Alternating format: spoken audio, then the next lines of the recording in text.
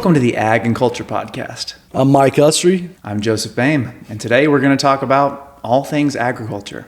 Mike, why is this called the Ag and Culture Podcast? That's jumping in deep right away. So you can't separate the two. So in our society, prior to the ultra-industrialization, World War II, post-industrialization, everything was about agriculture and food.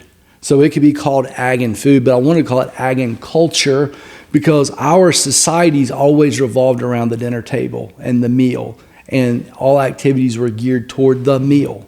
And so your cultures come from your food.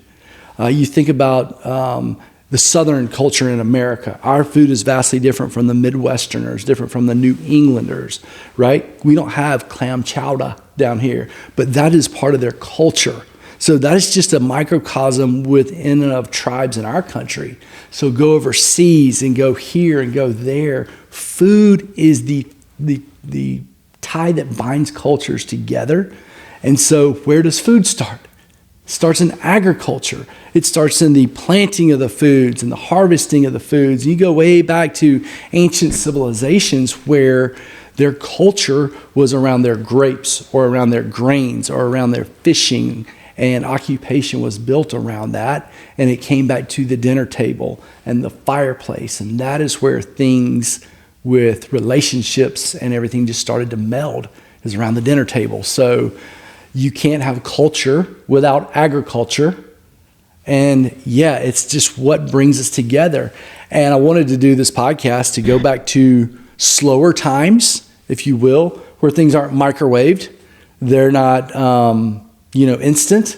Like a lot of this instant culture just gives us instant gratification, and it bores us and moves us on, and is not nourishment, not only to our bodies, but it's poor nourishment to our soul. Very interesting. Well, you seem very passionate about this. So what is your experience in all this? What is your area of expertise, should I ask? Well, I just being transparent. I'm a businessman. So Southland Organics is our company. And Southland Organics was founded on those principles. We sell humic acid products and probiotics and things like that, where we believe that, the soil, we say we feed the soil that feeds the food that feeds the family.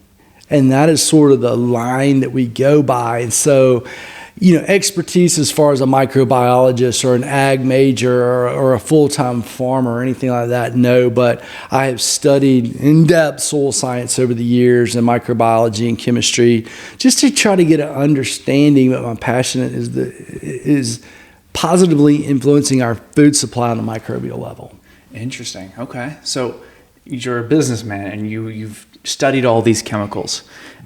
Can you explain how you got into this? So sort of double-edged. I really started with me, when we were about to have a child, learning it's one thing for me to eat bad. It's one thing for, my wife to eat bad. Sorry, but we're older. I got a child coming into this world. It just kind of, I don't know, caught me off guard. And not that caught me off guard, but just the thought process of it. So I started thinking about these things. And I was like, Daddy did it this way with his agriculture. And there's a lot of movement now. It's when organic really first was back in 2008, 2009, when it was just sort of foo-foo to us, to be honest with you. And it wasn't prevalent. But I started studying it, and I read a book, The Omnivore's Dilemma. And the book impacted me greatly to go deeper. And I think from there, I just started studying it and becoming passionate about it. Once I start studying something, I do. That's just what I do. Interesting. Yeah, well, you are quite the studier. I will ask, so you mentioned in there your dad was a farmer. So did you grow up in farming? Yeah, well, yes. So Daddy wasn't a full-time farmer. So he, again, I think really and truly, at some point, everybody was a farmer, right? We all inherently knew we had to grow our own food. So he, growing up closer to pre-World War II, pre-industrial, just pretty much everybody had a garden, right? And Daddy farmed. They had acres. He worked civil service, but we always had a lot of cattle. we always grew our own gardens, right? And that was a big part of it. But having cattle, horses, and all that realm kind of put us in the farming, like hobby farm probably, but he did it to pay bills. It was always a struggle when we lost a cow or something, right? That was a big deal to them. So yeah, and then I grew up in South Georgia. My grandmother's side, they were all farmers, like legit farming, mostly leafy greens, row crops, cabbage, tomatoes, things like that. So I grew up in a very farm-centered family group. Gotcha. So switching gears a little bit here and moving into soil biology. If there's people who are, homeowners or growers even may not necessarily understand the science of what's happening, can you give us sort of a description in a simplified version of what's going on underground? Yeah, so the soil microbiome, as it was sort of coined years ago, it's a living, breathing, unseen world down there, right? They're microscopic. They're microbes and fungi and protozoa and all these other microscopic creatures. And you're either teeming with microbes, teeming as in partnership, and teeming as in teeming, overflowing with them, or you have dead soil. So it's either alive or it's dead. And there's rarely any in between because, as you can see in life, the rich get richer, the poor get poorer. And if you don't have a functioning, healthy ecosystem down there, then you're going to have an extreme lack of production and just a poor turnout on your crops, your animals, and everything else. Makes sense. Are there signs that you can see above ground of what's going on underneath? For certain, if you know what to look for. And the sad thing is we're not trained today to see those things.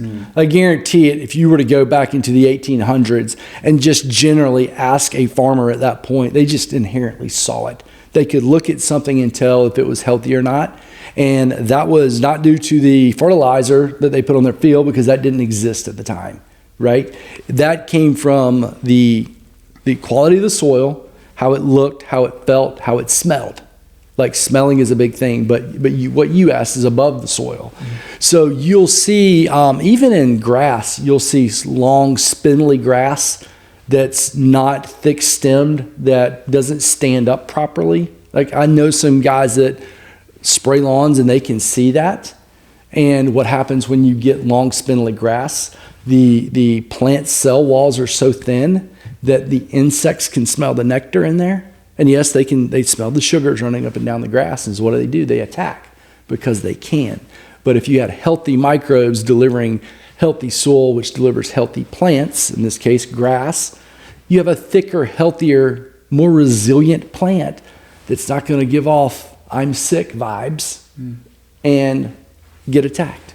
So yeah, if you name the plant, they all have their telltale signs. Gotcha. What if you were to quantify a percentage of what's impacting the plant, how much of the factors that impact a plant's growth are happening underground versus above ground? Well, let me ask you this. Do they, when people talk about plants, they always talk about being what? Well rooted. Rooted, the roots. Right? The phyllosphere, which is above the part of the plant which is above ground, is the part you see. But everything that's happening is underground. That's where the magic is. So yes, plants above ground, they take in water, they take in sunlight. That's where photosynthesis occurs. But the base structure of it is the roots. So if you're not rooted, and that's why we say that all the time. So it's hard to quantify, but it's an overwhelming percentage of it would be in the roots. They play hand in hand, but think about a seed. It goes underground. First thing it does is what? It starts shooting off roots. It can survive, and it does survive as it's rooted and not shooting. Gotcha. So it sounds like there's if it's anything like the human body, there's probably lots of different types of microbes underground that are impacting these plants. How would you describe all of the different types of things going on in the soil? I don't know if you want to say like it's a magical city down there. I mean, we're talking about ag and culture. We think ruralism, but I mean, it's really hustling and bustling if it's going well, and it's very diverse, right? Nature abhors a vacuum. And I'll say that probably over and over and over again. Nature abhors a vacuum. So there's always going to be something there, if there can be there, good or bad. But the more diversity you have, the better nutrients you have. It's a beautiful upcycle to where they feed plants, plants feed them, and then you breed more microbes. So it would be a hustling, bustling city of lots of activity. Okay. Well, as someone who has not really been on a farm much or grown up around farming, what impact, in simple terms, does herbalizers, fertilizers, even water play on these plants and their growth? So like fertilizers and water. So when we talk about fertilizers today, everybody goes to what a synthetic fertilizer is. So I'm not going to go into synthetic versus non-synthetic versus, cow dung and stuff like that in the water. Those things are actually fertilizers are going into the soil. They're nutrients, and a lot of nutrients are already there. They're just locked up into different forms. They have long chain polymers that they're attached to. They're not in cation stage, and I don't have to try to dive into the chemistry of it there. But the microbes basically can break them down and get them to be plant-ready food. And so anytime you apply a fertilizer or there is fertilizer already locked into the ground, the microbes are what unlock them and get them plant-ready so that the plants can take them up and use them. Gotcha. What about humates? Okay, so humates. So you're asking because that's what Southland Organics does, right? We do humates and microbes. So a humate, so go back to my city analogy, a humate provides the structure. It provides the infrastructure. It provides the roads, the housing, the currency. It makes the economy flow. Humates don't feed microbes. They give them the structure to do their job. It's not like it's housing that they live in, but it coagulates things in the soil. For example, phosphorus. We always hear about phosphorus runoff, polluting the water, nitrogen runoff, and everything runs off, but not with humic substances. So I want everybody to think about humic substances as organic substances. Think dark, black, pleasant to the smell, and rich. That's humic substances. And so it holds it all together in a structured manner so that the microbes and the plant roots can do their thing. So look at a well-constructed, orchestrated network system is what your humates and organic matter actually provide. Interesting. Obviously, it's in the title, Southland Organics. These are organic products, are they not?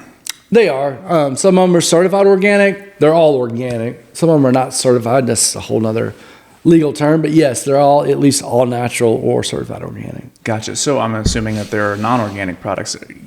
Looking at the soil and how it is impacted, what are, how do I phrase this, good humates versus bad humates, and how do they affect? There's no such thing. Really? Yeah, so a humate is a substance. So now there's good microorganisms and bad microorganisms, but humates are a group of organic acids that are usually made over long periods of time from decaying matter. Decaying animals, decaying plants, decaying roots. That is what a humate is. It's just a cycle within plant matter and animal matter decay.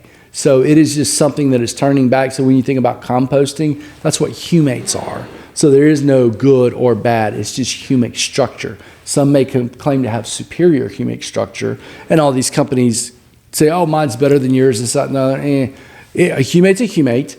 You may have more humic acid in your formula and all that, but humates are all, for plant purposes and animal purposes and soil purposes, good structures. Mm-hmm. So why the emphasis on organics? For us or just in general? For us. It's just happenstance, really. Like it is just the way it's supposed to be. Like if you ask me, are our products certified by X? I'm like, I don't know. I don't care. Like it's just, organics really just means carbon. That's what organic means. So in organic chemistry, you're just studying chemistry based on carbon, which is the essence of all life. So organics in America and in the U and all over the world now means something that they don't originally mean. Organics to me means getting back to pre-industrialization, pre-fertilization, and getting back to the way the ground can achieve homeostasis through proper cycling of nutrients. That's what organics means to me, but it's technically anything that has to deal with putting carbon, fixing carbon back into the soil. Understood. So with this being our first episode, obviously we're not diving into these super deep topics, but in regard to soil biology, what is some of the things that you think are least understood by people? What are some of the things that the most common misconceptions, if you will, that they have? That everybody thinks that every bit of ground has the equal amount of microbes, maybe. You can go out there into a bald clay spot that doesn't have anything growing in it, and the microbial count is going to be way less. You go into a rich, earthy field and grab it up, and there's plants growing. It's going to be, when you hold it up, it's always the nose test. You'll know because it's fresh smelling that it's probably pretty loaded down with microbes. Another misconception is, I can just spray this on the soil, this special microbe, and it's going to fix everything. Well, not if the environment's not right. You may be spraying it out there and they die instantly, or they go into spore form instantly. So you got to have a habitat for them.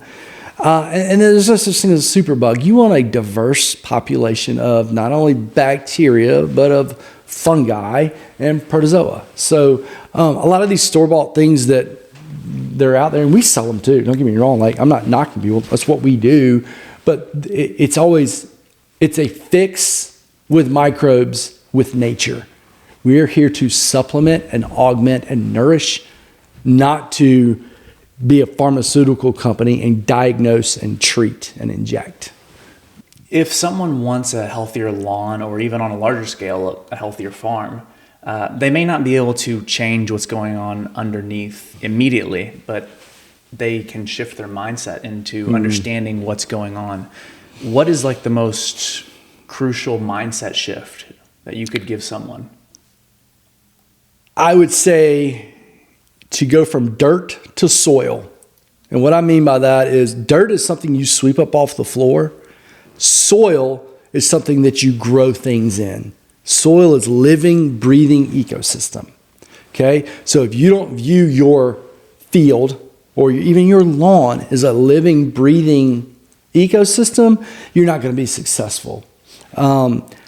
I was speaking last week to a rancher in Texas who has his pasture set up in plots, and he rotates his animals as he should, but he rotates one species of animal. He doesn't let the land rest. It's even biblical, and there's a reason it's biblical. Let the land rest every so often, right? You can't keep doing the same thing to it and expecting it to get healthy. It needs diversity. It'd be like feeding a baby the same thing over and over and over again. It's just not going to work. We need a variety of nutrients and food. So when you think about fertilization, when you think about watering, you just need to have a mindset shift that not am I trying to feed the plant or the grass or the lawn or the rose bush. I'm actually trying to nourish the soil, which is a co-author in this whole thing. Very interesting. I feel like there's a lot more we can dive into on that. Quite possibly so. I do believe that is all the time we have for episode Good 1, deal. but thank you for sharing all that. Yeah, appreciate it. All right, that is Ag and Culture, episode 1.